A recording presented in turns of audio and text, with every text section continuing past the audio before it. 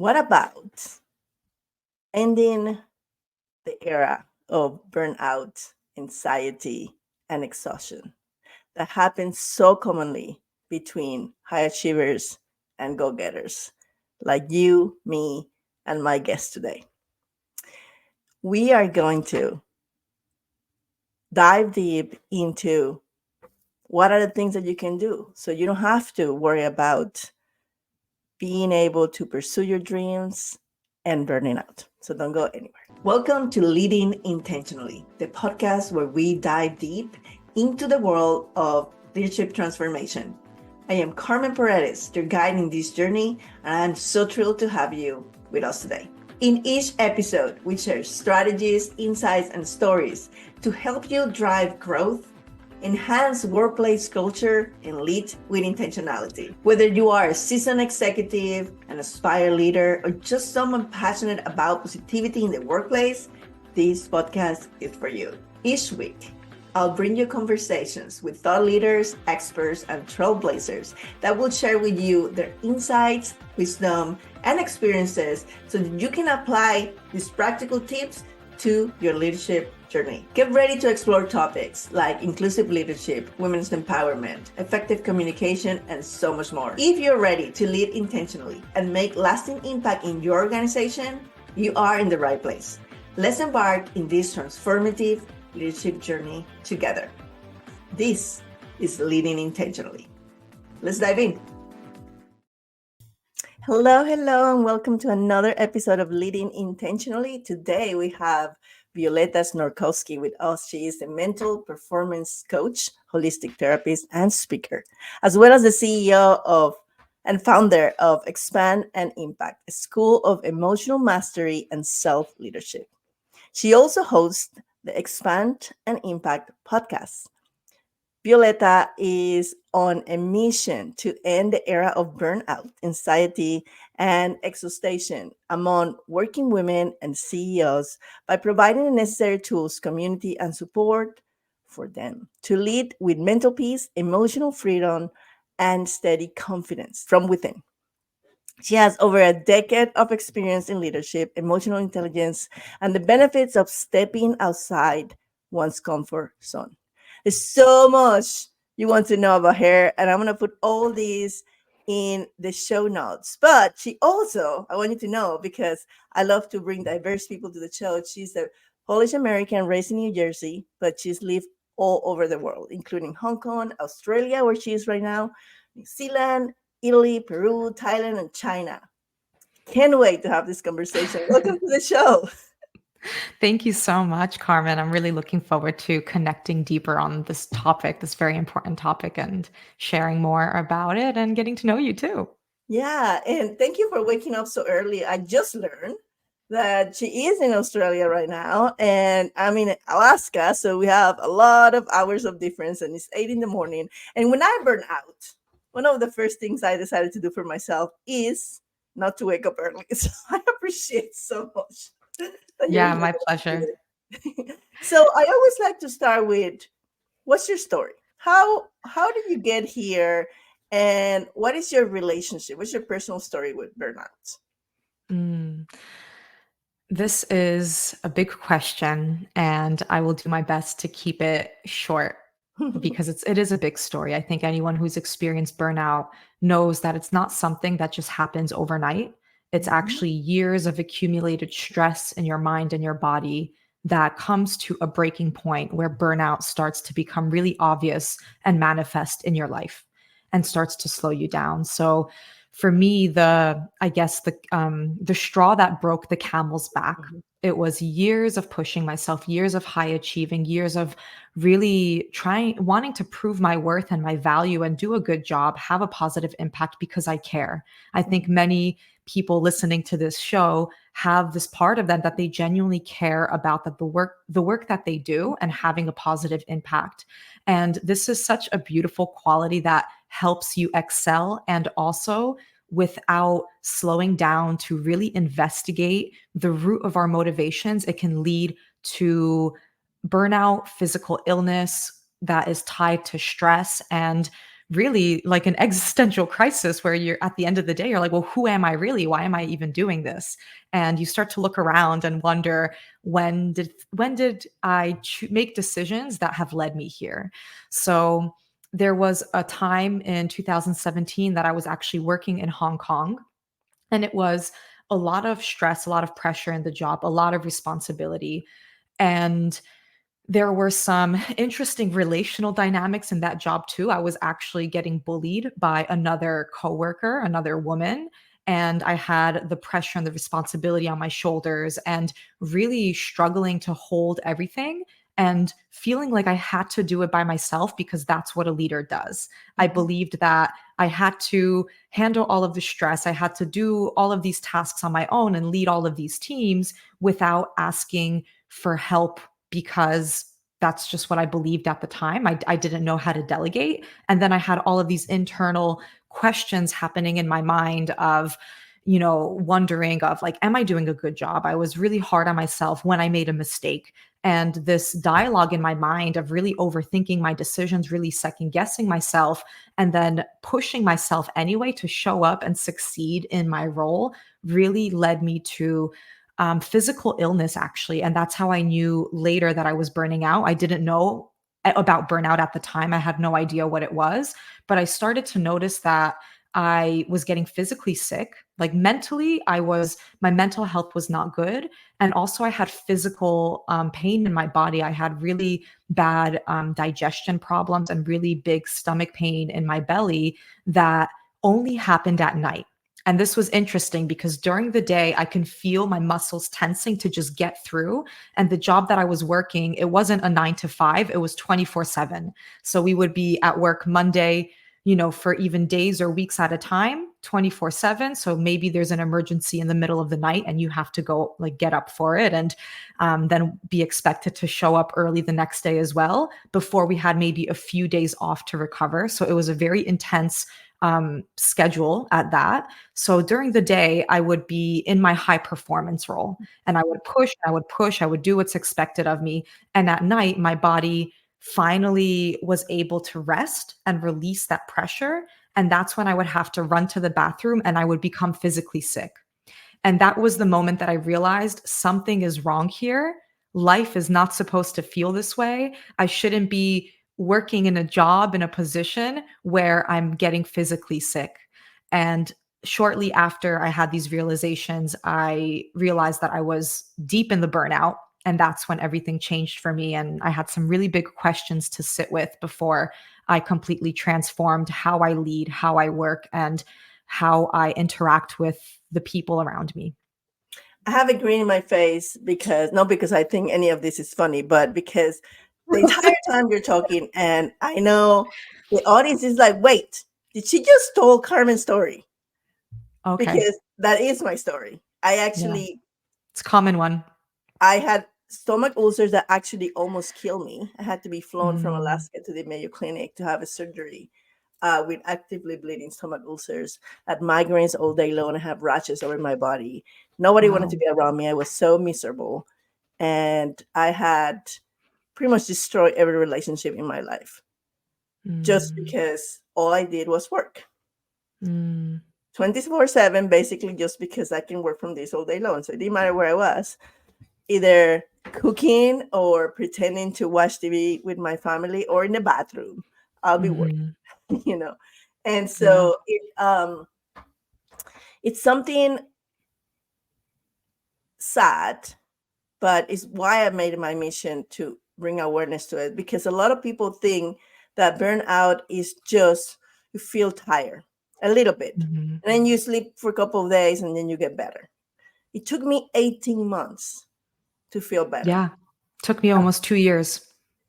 and Yeah. and that's when you know that there's no amount of sleep, and there's no amount of meditation, and there's no amount of eating healthier that can turn that switch, Yeah. flip it. And I think you said something very key, and it's because it's cooking slowly under the surface. By the time you Mhm. realize that you're burned out, if you are not aware of it from before and catching the small signs here and there, it's too late. Yeah. And so I Yeah. appreciate and thank you for sharing my mission to bring awareness and help people get out of it, because it's not easy. And No, it's not.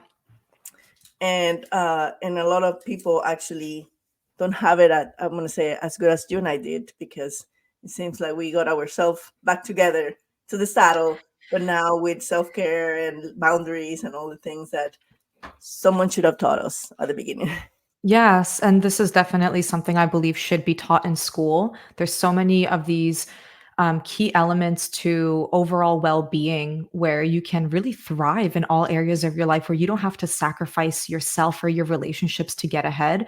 And there is a historical component. I mean, let's be honest, women were only allowed to apply for a credit card without a husband's or a dad's signature 50 years ago. This was officially changed. That's not that long ago.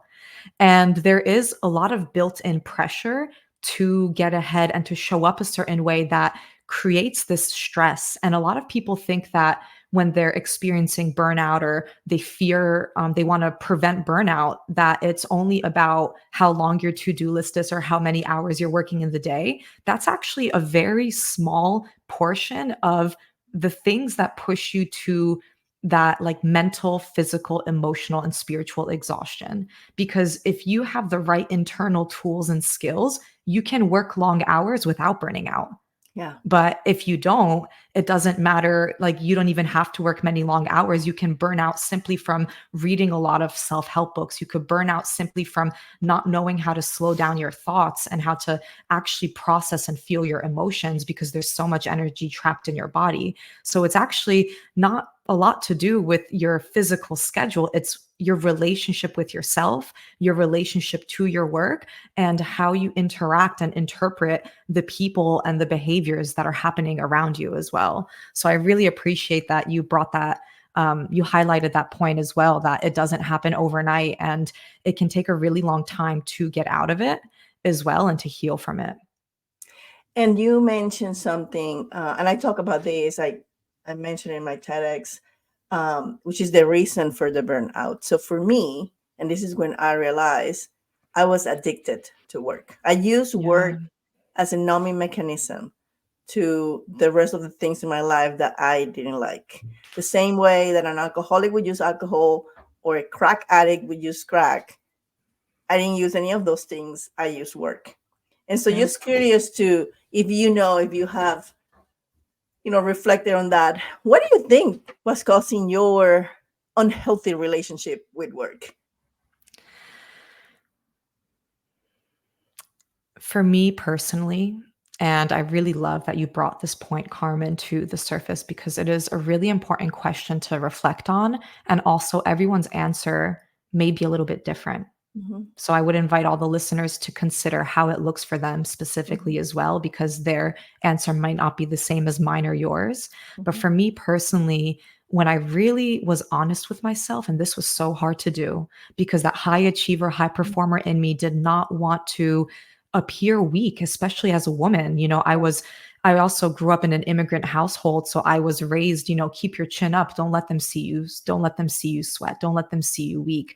And as a female too, it's like you want to show your strength, you want to show your worth in these roles, especially when you are ambitious. And not everyone has this quality, but a lot of high performers do. Hmm. And I really tied my worth to my job and to my job title. Hmm. Hmm. And I cared more about what my job and accomplishments said about me than how they made me feel. Hmm. And I cared more about what they said about me than what I thought of myself.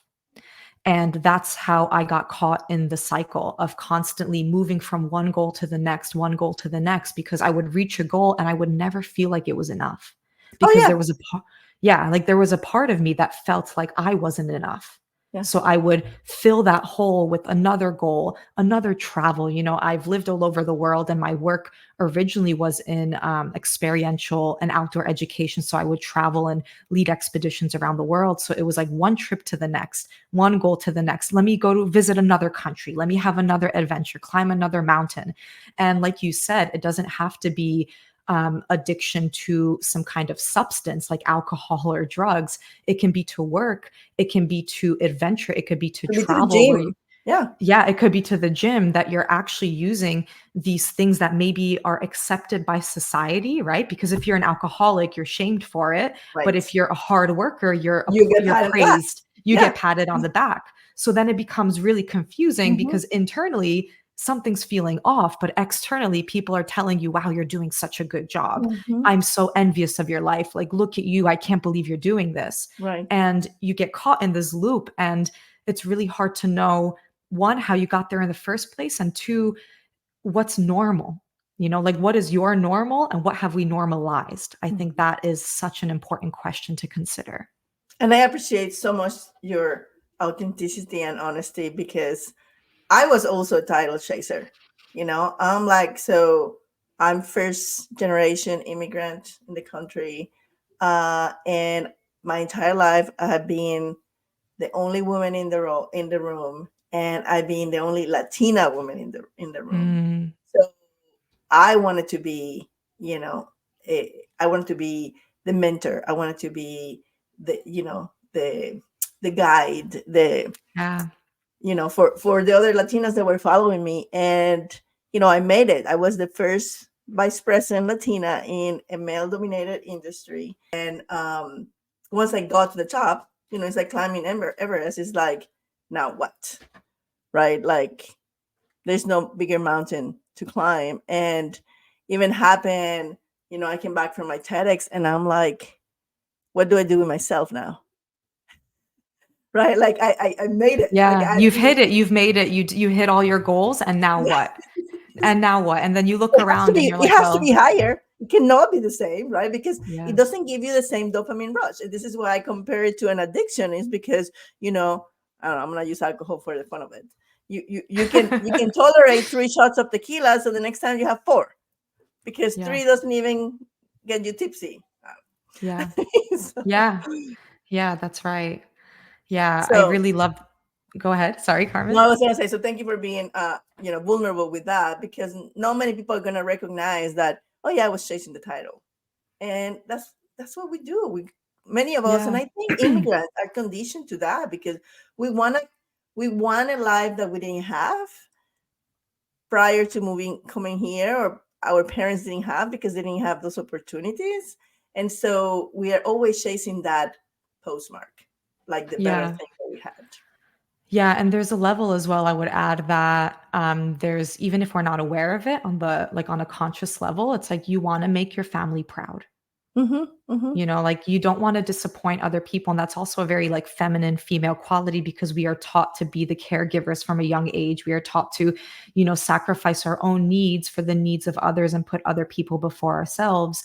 And wanting to make others proud is not a bad thing. But when it comes at the cost of your health and your relationships, then we need to reconsider, like, the motivation behind it. And are you proud of yourself in those moments, or are you focusing more on making other people proud and other people to recognize you?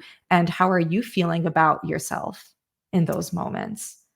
So let me be a little bit controversial here, because I had a thought that came to mind when you were speaking about this.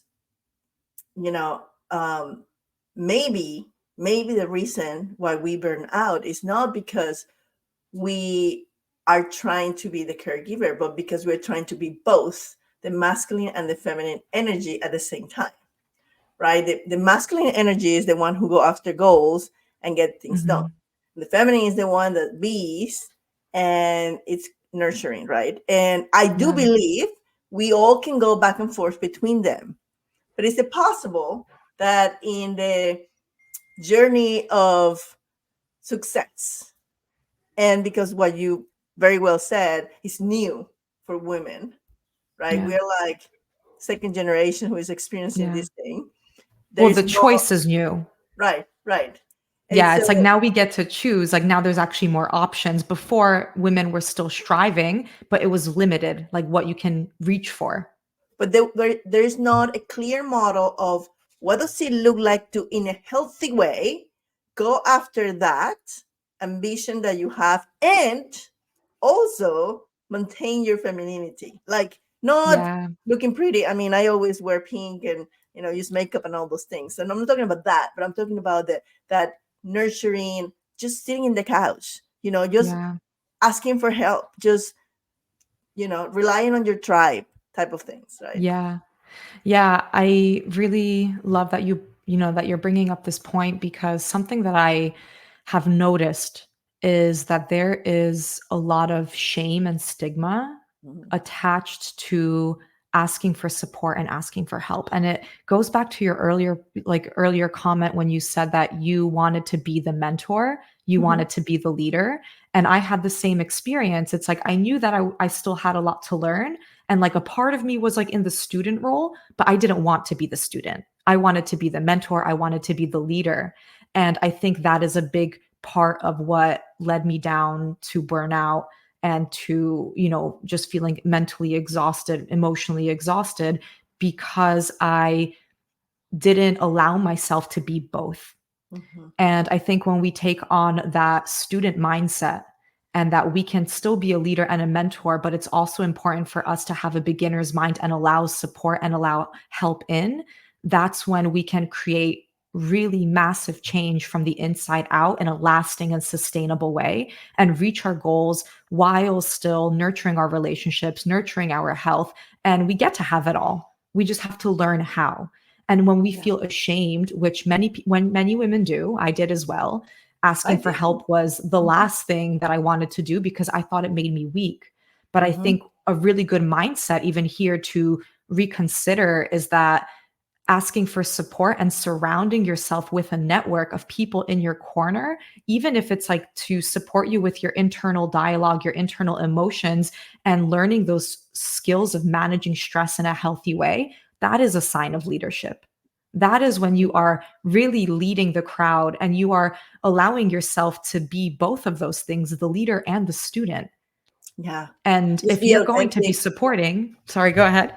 Like I said, just be authentic, and that's one of the feedbacks that some of my all employees have told me. Is there was one time I got this project, this entire product line that I didn't have any idea, I didn't wanted it, but they gave it to me because if it was broken, Carmen will fix it. Yeah. And I remember the very first meeting, I'm like, I don't know anything about this project. I don't know anything about the product. We have 5 months to launch it, and I need every one of you to make this happen. And they couldn't believe that I didn't even try to pretend that I knew. I'm like, no, I don't have time for that. There's no time for pretending. Yeah. And so just be authentic, right? And that was me healed, right? Like, even Yeah. though I was still there, and even though I was still burning out, I have healed a lot of the wounds in my, from my childhood, Yeah. and the ones that prevented me from asking for help, the ones that kept me defensive, and all those I already have worked on those, so I was able to do I that. was going to just add to that that that's, really really brave Mhm. in today's world to decide to prioritize your personal growth, because there's so much conversation around, like it's normal to invest in a business mentor. It's Mhm. normal to, I don't know, like spend money on all of these things that help you achieve like a material goal, Mhm. material success, and to build those skills. And we're completely forgetting about the other part of our human experience, which is our internal experience. And when it comes to our internal experience, we feel embarrassed that we may need help in it, or we don't, or that something is feeling off. And that's why we use these like working habits, um or like these, like this addiction to stress, to numb the discomfort we feel to keep achieving. Mhm. And yeah, I just wanted to highlight that because it's definitely an important conversation to have. Yeah, and it doesn't happen overnight. I mean, it took me, I mean, there was improvement every month, but probably 18 months, 2 years into that healing journey that started, in 2021. And I did spend a lot of money because I had the right Yeah. mentors to do it. And it wasn't just one thing or the other, it was the combination. For me, it was the combination of mindset, energy, soul work. I mean, it was all the things. I changed All my of the life things. completely. And that's really how I was able to almost like jump the timeline and move forward, right? Um, Yeah. so I wanted to I wanted to ask you, because you, like me, spend your life and your days now helping people, helping leaders get unstuck, get out of this dilemma, and create a life that doesn't need to be like this, right? Yeah. And so, we'd like to ask you to share with the listeners some practical tips or something that you can would share with them that they can start either identifying, because a lot of people don't know that they might be suffering from this, or Yeah. if they know, what can they do to start taking action. You That's can choose, such a good you can choose question. one. Yeah, that's such a great question. And I'm going to take a moment to just sit with it to see how I want to answer. My invitation for the listeners would be to start to pay attention to how the actions you take every day make you feel. Mhm, There is so much conversation about not allowing your feelings and your emotions to dictate your behavior. mhm, And sometimes that's amazing.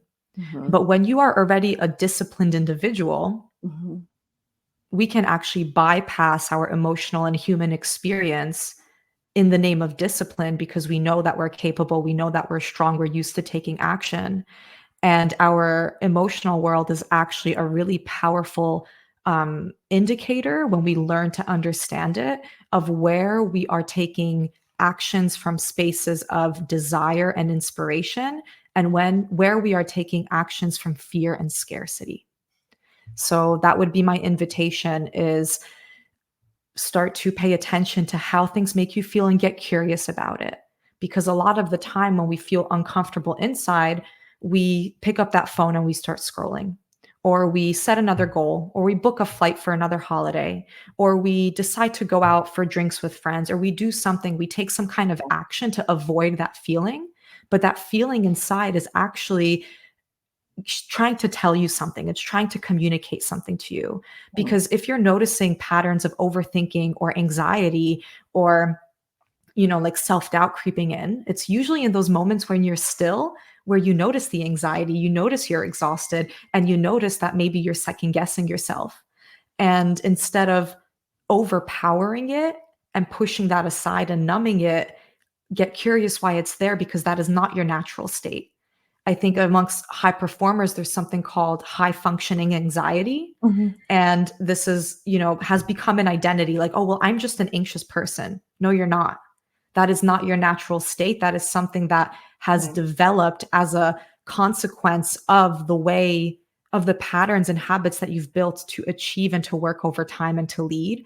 And actually, inner peace and a state of presence and deep contentment is your natural state. You just have to learn to peel back the layers to Mhm. uncover that and stay connected with it in a lasting way so that it's not a reward, but it's a state that you take action from every day, all the time, instead of that anxiety, instead of that exhaustion. I love that so much. And I'm going to say, if you think about it, it could be a reward, because this is my philosophy. Mm, Everything you do in life, you do it because you think that by having that thing or doing that thing, you're gonna be happy. At the end of the trail, the 7 questions, the money, the relationship, the travel, the family, the job, the clients, the speaking engagements, whatever it is that mhm. we're pursuing, we do it. We pursue those things because we think that that's how we're gonna be happy. But with what you said so beautifully, which is assessing your emotions, right? You're not happy, but what if you can become happy now? Then Yeah. none of those things really matter. All those things that are killing you slowly or driving you towards a sense of unhealthiness don't need to be there, because you can get your end result now. Yeah. Yeah, and I something that I really want to emphasize here because I can already see this question or this worry coming up is this fear, especially around this personality type of people who love to achieve things because Mhm, it's fun. It's fun to mhm, set a goal and attain it, right? Like mhm, there's an actual sense of pleasure in that too. And something that some in conversations, what I hear a lot from clients or potential clients is this fear of, if I slow down or if I start to do things differently, what about if I don't have motivation to take action anymore? What about if Mhm. everything I've worked so hard for starts to fall apart? And that is such a normal fear. And also, it's fear talking, and fear is a very bad advisor because it doesn't mean that you won't have the motivation or the drive to keep achieving anymore. What it actually means is that the energy that you're taking action from has completely transformed, and Mhm. it's already coming from a place of, deep self-worth, self-trust, um, presence, contentment, happiness, joy, instead of that longing to feel those things. So Right. it actually becomes like a clean motivation, and it becomes sustainable. So that way you will make the right changes so you don't burn out, and you're not driven by anxiety anymore, or this need to prove, or this need to get validation from external things around you. But it's Right. like a clean energy that's driving you forward. Mm. I love that. I can already tell that we have a lot of the same, studies behind the things that we do because we are very aligned in the way we think in that matter. Mm. So, because we need to start wrapping up the episode, um, you mentioned that you have a free resource that you can offer the audience. And I definitely want to do that because just briefly, as you mentioned it to me, I was like, oh my God, that sounds really, really juicy. So you want to tell us a little Mm. bit about what it is and where can they get it? Yeah, so there is a free training that, if this conversation is resonating, you can find at expandanimpact.com/training. Hmm. And it's, I think, about 90 minutes. It's a video training with a document where you can also get the information that's tells you exactly how to stop the burnout cycle and the overthinking cycle, so you can start taking action from deeper presence, deeper confidence, and contentment from within. So Hmm. that cleaner, more sustainable energy. And you can find it on the website, and it goes into the actual biology of what's happening internally in our bodies and the different types of stress from our outside world and our inside world, and how to create a bridge so that way we can have the external success we want and the internal freedom and peace that we desire as well. So that way we're not sacrificing those things that really make life worth living and really make life worth, um, feeling fulfilled by and just enjoying. So you can find that resource at expandedimpact.com/forward/training. And we'll put it in the show notes. And I want to say anything that would allow me to have my cake and eat it too is definitely something I want to explore. So I'm going to be exploring it myself and invite all of you to do the same. So, Violetta, is there anything else that you want to share with the audience before we have to wrap up this? The only thing I would say is taking inspired action is such a beautiful thing. Mhm. And when we can start to really transition into taking inspired action, we don't have to experience the depths and the sorrow that comes with burnout, or the Mm. stress that comes with exhaustion and anxiety.